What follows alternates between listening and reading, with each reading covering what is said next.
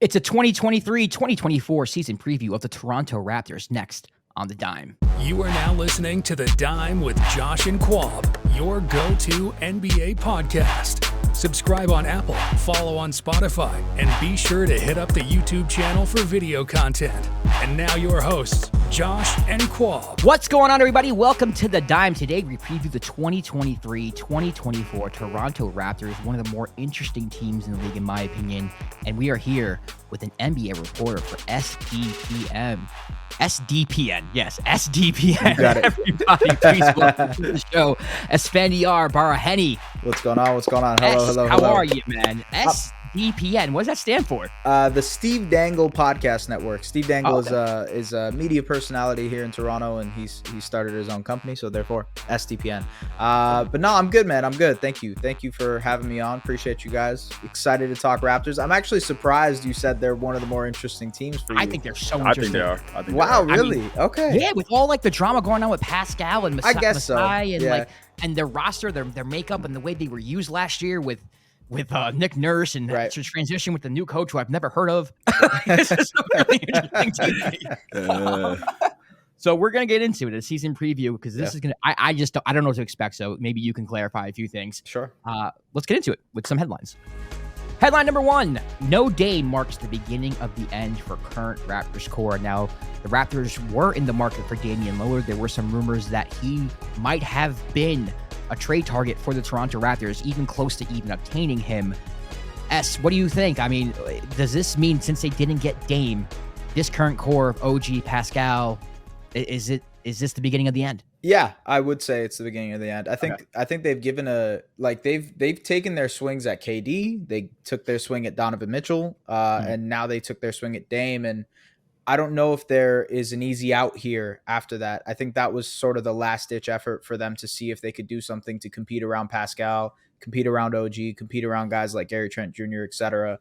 But now you might be entering a new phase, especially because you have a bunch of guys that are expiring contracts, right? You have, like I mentioned, Pascal, expiring contract, OG Anunoby, expiring contract, Gary Trent Jr., also an expiring contract. So they're in a bit of a transition year. And I think this season, when you add the new coach and Darko Rajakovic, et cetera, it kind of makes sense for them to be transitioning into a new phase. They've actually even mentioned it. Like on Media Day, Darko's like, yeah, I guess this is a new era, a new phase of Raptors basketball, which is like, hint, maybe, something's happening there. Is there any chance that nothing happens and this is the team that they move forward with it? Yes. Yeah, absolutely. I mean, look, we could be talking in 3 weeks and Pascal Siakam has a max contract extension. They've maybe will extend OG Anunoby. I think the OG extension is more likely than a Pascal extension, but maybe there's extensions that happen there and they kind of continue forward with this core to see what happens. The weird thing that's been happening, and I'm not sure how much to actually read into this, is that all the messaging is that they are trying to see if these players can fit into Darko Rajakovic's style, right? Okay.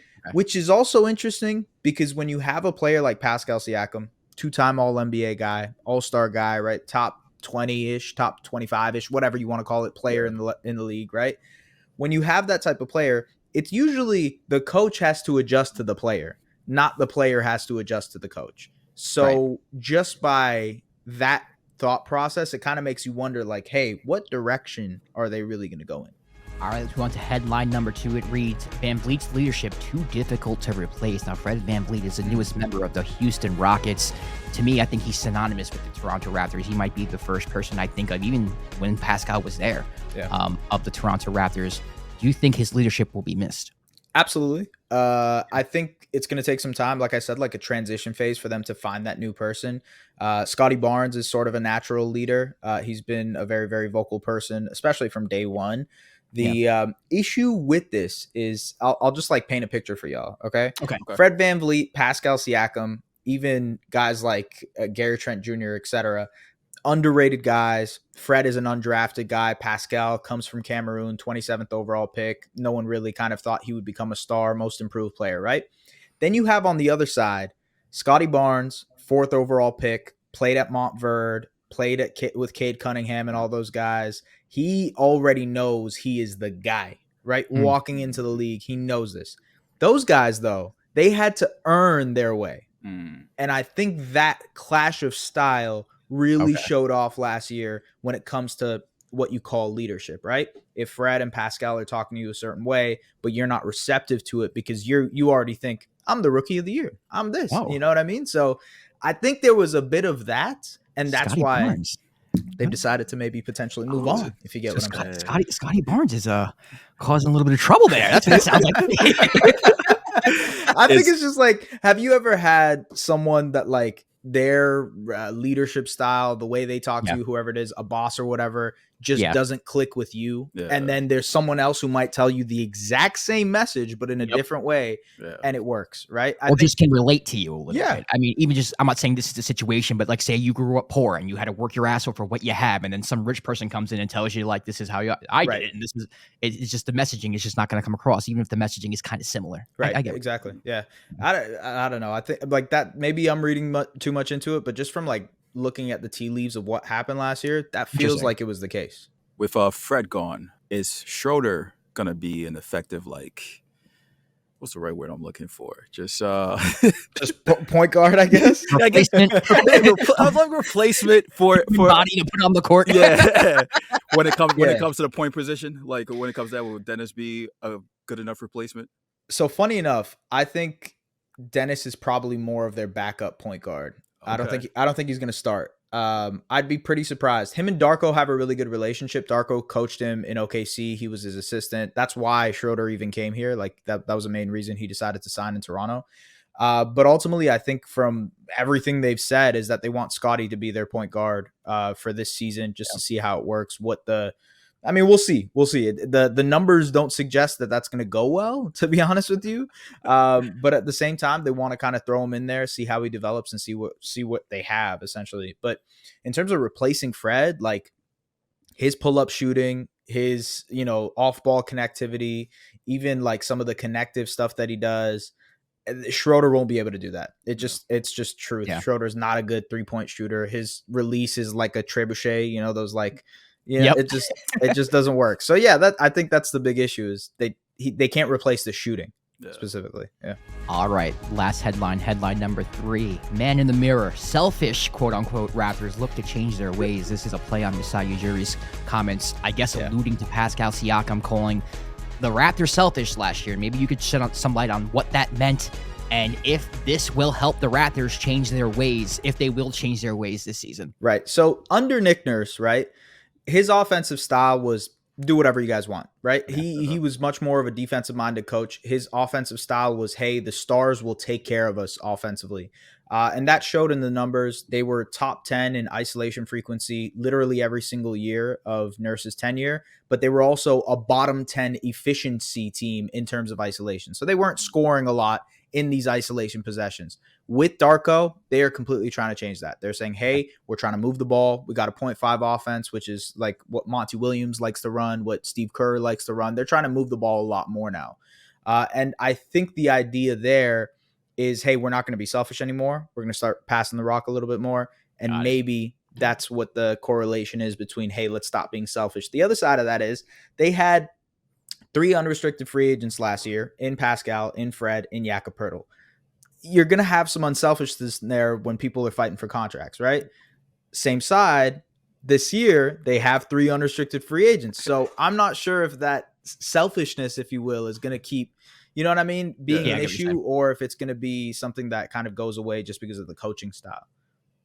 What are your feelings on Masai in general? Because I feel like outside of like Raptors followers, everyone feels like he has a tendency to be very hard to work with, be very hard to trade with, just because he wants to make sure he wins the trade, which there is nothing wrong with that. You're supposed to. That's what you're supposed to do. Good job. You're supposed to. You can't really blame him. Yeah. But how dare he? How dare he? Right? You see a lot of complaints. So like, oh my God, Masai wouldn't trade Pascal for like Michael Jordan. I see like crazy stuff like that. But it's just like, what are your feelings on him as the manager?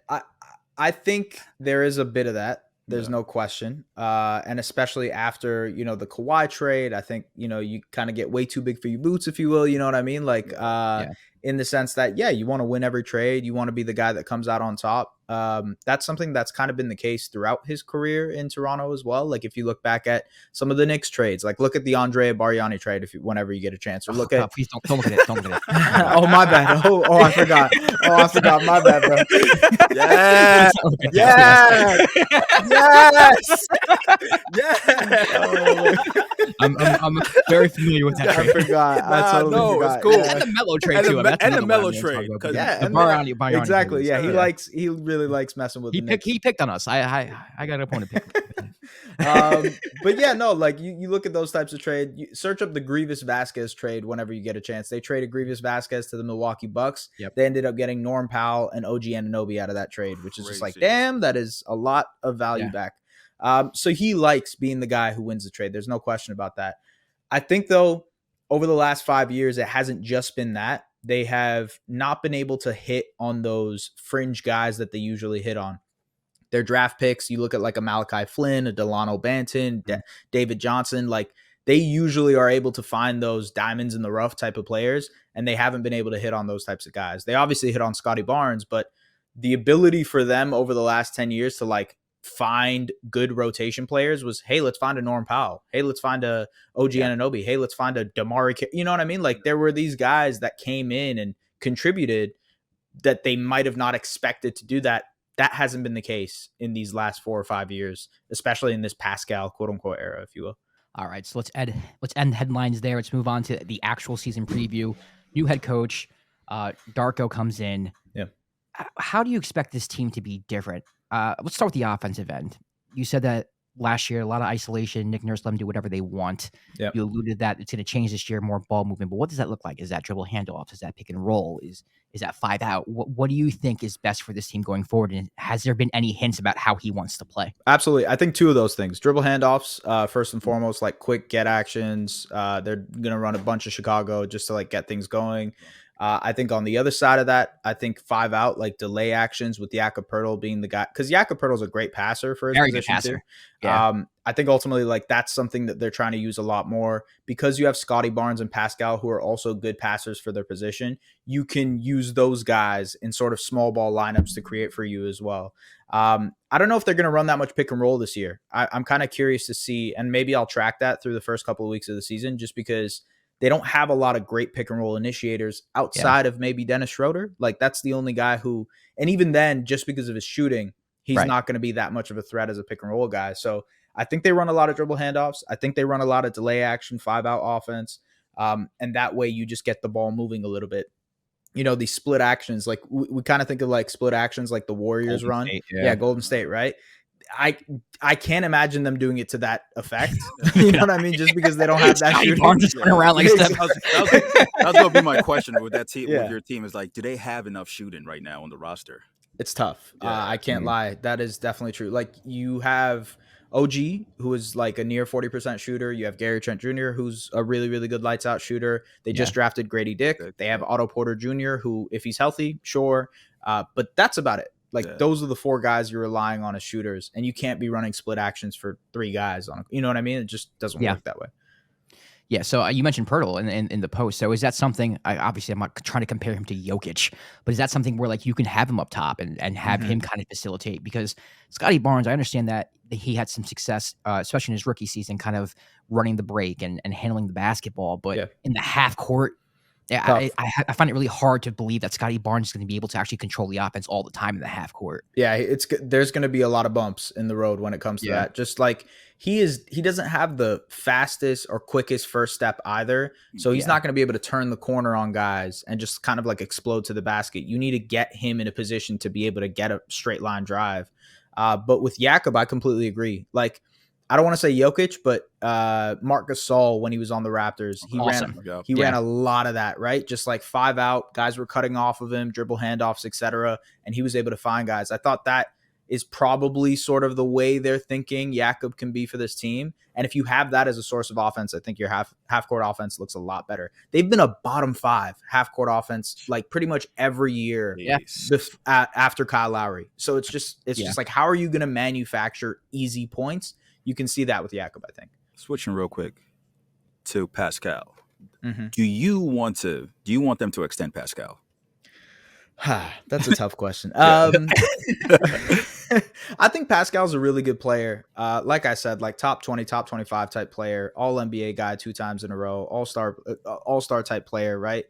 When you have a player like that, it's really hard to let those type of players go because you never know when you're going to get that type of player. It would be a great scenario if Scottie Barnes ever becomes that in his career, right? Yeah. A lot of people think he has more potential than that. Maybe he does. Who knows? We'll see. But like ultimately, if that's the type of player he ends up being, huge success for his career.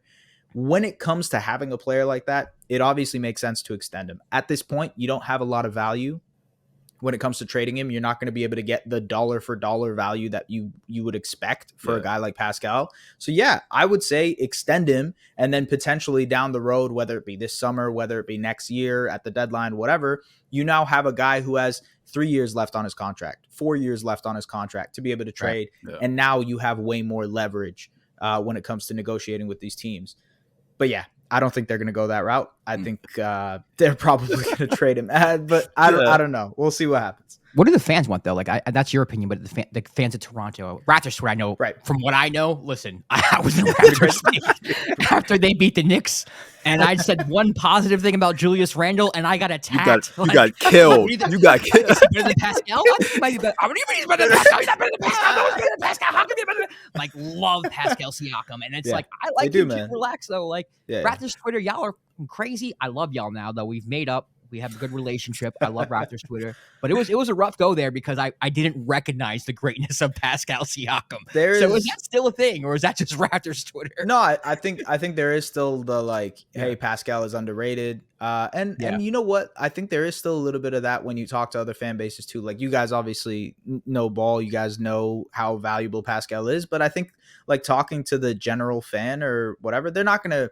realize, oh, Pascal is like a 20-10 guy pretty much every, season. He's going to be able to do this for you. He's a great playmaker. He's been growing as a mid-range scorer, et cetera, et cetera. Literally one of the best isolation scorers in the league the last couple of seasons. So like people don't necessarily know that type of stuff about Pascal. So it makes him underrated. And then the Raptors in general have this like inferiority complex about them. It's just a thing with the fan base. It's a national media thing. You're in Canada, so they don't feel like they get the respect they deserve. Yeah. Shout out to Raptors fans too, because Jurassic Park was the first time I saw people actually gather outside the stadium and start that. I feel like they started that trend. Hell yeah, yeah. Although I talked to an OKC fan and they're like, "Nah, we started it first." I don't think they did. Yeah, I don't know. We'll see. Yeah. Is there a trade out there that you think makes sense with Pascal? Atlanta really likes him. And like every rumor has said, like the Hawks love this guy. They want to trade for him. Even despite him saying he's not going to sign a contract extension, they still want to trade for him. They have some salaries that kind of make sense. So like if they are done with DeAndre Hunter, if maybe the Raptors can find a way to reroute Clint Capella somewhere else so they can start Onyeka Okongwu. Like there's different ways that they can do that. But I think the Raptors would probably be interested in Kobe Buffkin. Which is a guy they loved at the draft. Like if Grady Dick didn't drop in the draft, I know for a fact they had promised Kobe Buffkin to be the guy. Oh, wow. So like, I think that's a guy they would be interested in, maybe a pick or two. That's sort of the deal you're looking at right now when it's, Pascal on an expiring versus Pascal on a couple years contract. Do you think it will be difficult for him to play a season? Let's just say he doesn't get the extension. Let's just say he's not traded before opening night. These are just hypotheticals. Mm-hmm. How do you think he'll respond to that? Like, do you think he'll respond positively and still play like the Pascal that you know, or is that something that's going to be hanging over his head? I think he has no choice but to ball out, to be honest with you, just because expiring contract. He also is, if he gets all NBA this year, he is eligible for a Supermax, which no one's going to give him, but you at least get that leeway of saying, hey, give me a little bit more than the max. But don't be selfish. Don't be selfish. But don't be selfish. There's that line, though. You're right. Like, how are you going to be able to, like, show to people that you can still produce, but also not being that selfish guy, whatever you want to call it, isolation score? I think that's a big question. But to be honest with you, I think Pascal's a guy who's like, I'm just going to go out and hoop. I'm going to do whatever I do and let everything else kind of take care of itself. What about OG Anunoby? What are your expectations for him this upcoming season? In terms of like extension or just who he what he's going to be? Do you expect him to get extended, or do you expect him to? Because he's another one that's been talked about might also be traded. Yeah, I would say there's actually a much more likely chance that he gets extended versus Okay. Pascal gets extended. I think just looking at the way they've talked about OG, the way they haven't included him in trades, there is definitely reason to believe that they want to keep this guy around long term. I think especially it's sort of a if or like kind of situation. If Pascal is traded, you have more opportunity for OG. And if OG gets traded, now you might have an opportunity to build around Pascal with whatever you get back. So I think it's one or the other at some point. What they decide on to be determined. But ultimately, when it comes to OG, man, like he is a guy who's a great 3-point shooter, one of the best defenders in the league. He's a great wing defender. And I think he wants to try out some of the more on-ball creation stuff. Yeah. It has not gone well. Anytime he's done it, it has not gone well. You look No, at it the hasn't. numbers, Okay. it is not. Not at all. Okay. That was my next question. Yeah. Okay. It just hasn't worked well. And look, maybe that changes. Maybe in the next couple of seasons with more opportunity, he can grow into that. But ultimately, like he can be an elite off-ball scorer. I'm not saying he's Klay Thompson, but I'm saying just envision a guy with less dribbles to be able to score off of cuts, to score off of shots, spot up opportunities, et cetera, et cetera. Like that's the type of player OG can be. I'm not calling him Klay Thompson, but I'm saying just in terms of 5 dribbles an entire game, but you got catch 25. and shoot. Exactly. There's success in that. Like I think you don't have to be a guy to constantly have the ball in order to be an all-star in this league. You can be a great catch and shoot off ball player scoring 20 points a night and still be an all-star type player. Man, you answered my question. My next question was like, what type of actions do you want to run for OG? But that pretty much answered. So I'll move on to Scottie Barnes. They're expected to play point guard this year. Mm-hmm. Do you think that's a good idea? I think there are some positives to it, but just from someone look on the outside in, I like Scottie. I like what he brings to the table, especially in the open court. But you're talking like half court offenses and controlling the rock. And to me, it doesn't seem like it's the best idea. Sometimes like to see or to prove to someone that they can't do something, you got to let them try to do something. Yeah, I get what you're saying. You know, and I don't mean that in a mean way at all. Okay. I just mean that in the sense that like, hey, he clearly, even last year on media day, he's like, I like when people call me a point guard. And you can tell that's something he really wants to be, right? Yeah. So go out there, try it, see what's up. I personally don't think like there's going to be a lot of hiccups. I can just see it. He's not a guy who's going to be respected as a jump shooter unless that takes a major step forward. They're not going to respect him a lot in pick and rolls. They're going to go under, they're going to switch and then pack the paint on him. How is he going to operate in that situation? We'll see. Ultimately, I think he's more of a like post playmaking hub. I think of guys like Sabonis. I think of guys like Bam Adebayo. That's the type of playmaker I can see him being. He's not a guy who's a point guard initiating actions for you. There's got to be guards and creators and shooters around him for him to really thrive.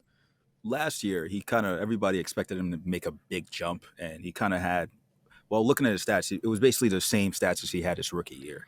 Yeah. Do you think that was... He was just less efficient. Like he pretty much got the same numbers, but just less efficient with it. Yeah. Do you think the cause of that was just because he didn't really improve, or was there, like you mentioned before, there was stuff going on behind the scenes with him and like the veterans?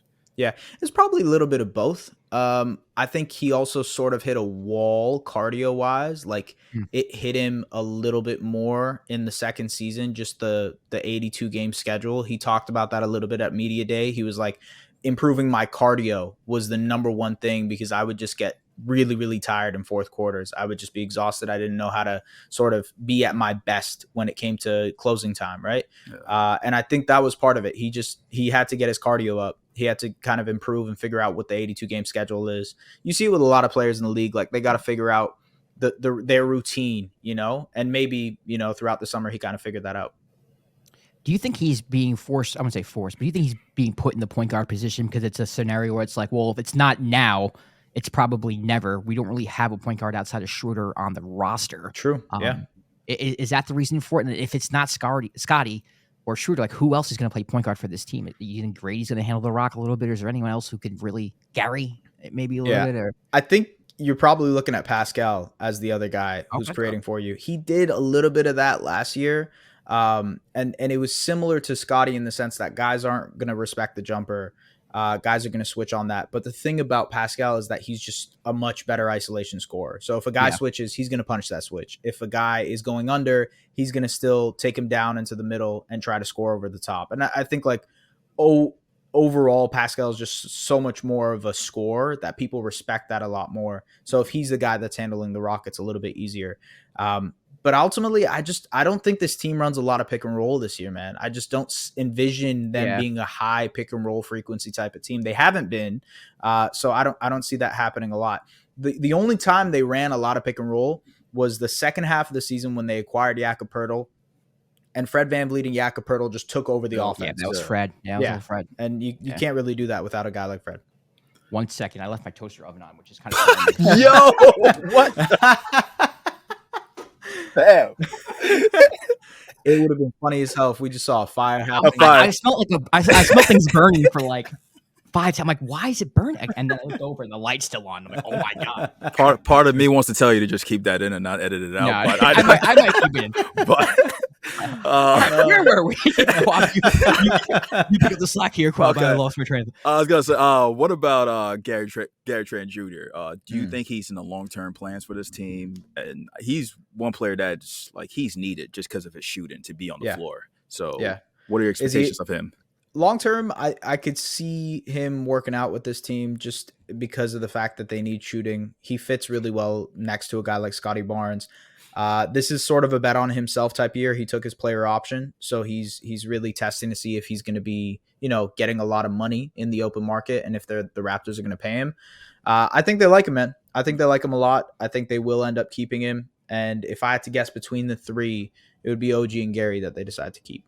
But interesting. Okay, so he is a part of the long-term plan. I think so. When he opted in, I was like, well, why? Like, I understand from his standpoint, but from the Raptors standpoint, it's like, all right, so are you going to trade him at the deadline? Do you? Yeah, right. Yeah. See, that it was weird because like right after he opted in, there was the report that they're working on an extension, but that never happened. Like it never resurfaced. So I don't know how far they actually got on those talks and where his extension number is and what he wants, but I think ultimately they like him, man. Like he has had to go through a lot of different things. He had to start and came off the bench, and then they were like, okay, you're not playing anymore. And then they kind of brought him back. They gave him playing time. Then they're like, then Nurse called him out publicly. He's like, yeah, he's not playing defense, so we're not playing him. So he's gone through a little bit of the ringer, if you will. And I think they kind of respect the fact that he's been the exact same type of player throughout the 2.5 years now that he's been with the team. So your big man rotation, we talked about Jakob Poeltl, Koloko, Achua, Boucher. Who's left out? Who gets minutes? Yeah, it's kind of weird, man. They're just stacked at the front court spot. You think of guys like Thad Young, even right, like Christian Koloko, Precious, and Koloko is out with I believe like a respiratory. Thank you. I was trying to think of the word. Yes, a respiratory issue, and I'm not sure how long he's going to be out for. Obviously, it's a huge year for him entering year 2. He's looked great next to Scottie a lot too, so it sucked to lose him for an extended period of time. But I think the two guys they're really focusing in on as their like centers is Jakob and Precious, and then if they have any minutes for Koloko or Boucher at the 5, then they'll do it. But I think ultimately Boucher is probably more of a 4. Because he can space the floor a little bit more. But yeah. What are your thoughts on Grady Dick, the lottery pick? Man, I love him. I thought like it was a great pick. I didn't think he was going to fall to 13 for the Raptors. I really didn't think he was going to be there. I thought Orlando was going to take him in the same pick that they took Jet Howard. I was really surprised that they took Jet over Grady, but he's one of the best shooters in college last year. He was incredible from that point. He fills a need from that perspective for the Raptors. And ultimately, it's just like he has a great name. He's a great marketing tool. He already is getting a bag out here just for the marketing tool that he has. I'm not lying. Yeah. He's a fan favorite. He is drawing crowds. So yeah, that's part of it. And I think ultimately like his game meshes really well with Scottie because he's a good connector, great shooter. He you could see him working in dribble handoff scenarios that make a lot of sense. I think he is definitely part of their long-term plans. Yeah. So yeah. Does he crack the rotation this year? Maybe 15 minutes a game, 20 minutes a game? Has to, because they just don't have a lot of shooting. And like, if you just need a guy to camp out in the corner for you a little bit, what better than, one of the best college shooters from last year, right? Yeah, no, you're right. That's exactly what they needed. So yeah, I see why they got him. All right, so Going to ask for a season prediction. I know it's kind of unfair because Pascal might be gone tomorrow. Right. But how do you think this season goes? I usually ask for a record and where they finish, but I think this is a different situation where I kind of want to get your thoughts on like what happens with Pascal, OG, who's traded, and then like, okay, then they end up making the playoffs, or then they end up not making the playoffs. It's a lot to ask. Yeah. But yeah. What do you So think? look, they have their 2024 pick out the door to San Antonio. It's top 6 protected. You obviously don't want that to be too high of a lottery pick. So they are going to try to be as competitive as possible. Maybe try to slip into the East as an 8 seed, be in the play-in tournament, try to be as feisty as possible in that tournament so that you don't lose a top 10 pick next year. You know what I mean? Yep. And that's why I think they probably wait until the trade deadline to do anything crazy, whether it is moving Pascal Siakam or something like that. Now, before the show, I was telling you guys, I'm like, hey, I would not be surprised if Pascal is not on the team in open night. I still feel that way. I still think there is a chance. This episode tomorrow, bro. Tonight. You gotta let it go tonight. There's still a chance, just because I think he wouldn't be extension eligible after October 31st or something along the lines of that. So if they don't come to an agreement, maybe they end up moving him. That being said, I just think this team is like super patient. You guys said it. Masai has to win a move. Like they are going to take their time to be able to do this. And I think Pascal at max gets traded at the deadline. OG stays. I think OG gets an extension. Gary Trent Jr., they'll probably deal with in the summer.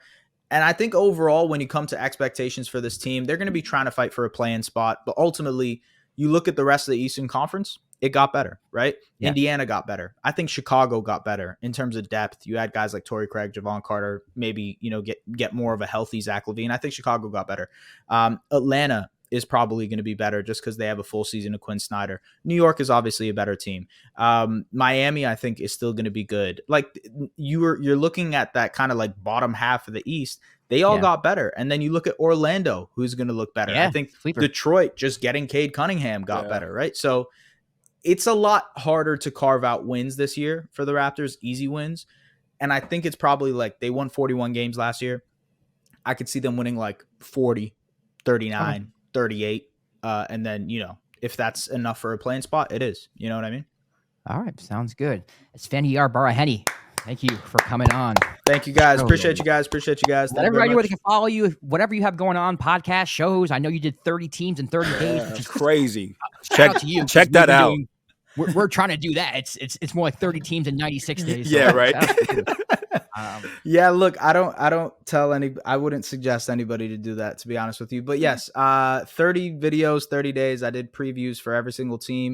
You guys can check it out on SDPN's YouTube channel. You can follow me on Twitter at @JustSBaraheni. Appreciate you guys for having me on. This was a dope show. I really want to know what the backlight says, bro, because I can't really tell. It says the dime. It's just, I got to find it. It's just I got to put things in the background and make it pop. Like I realized, like I just stuck it against the wall. Because it's like, it looks cool. I just can't tell what it says. Yeah, it says the dime. Okay. I got to do a better job of I got you. Yeah, right, so everybody watching. Shout out to the dime. Yes.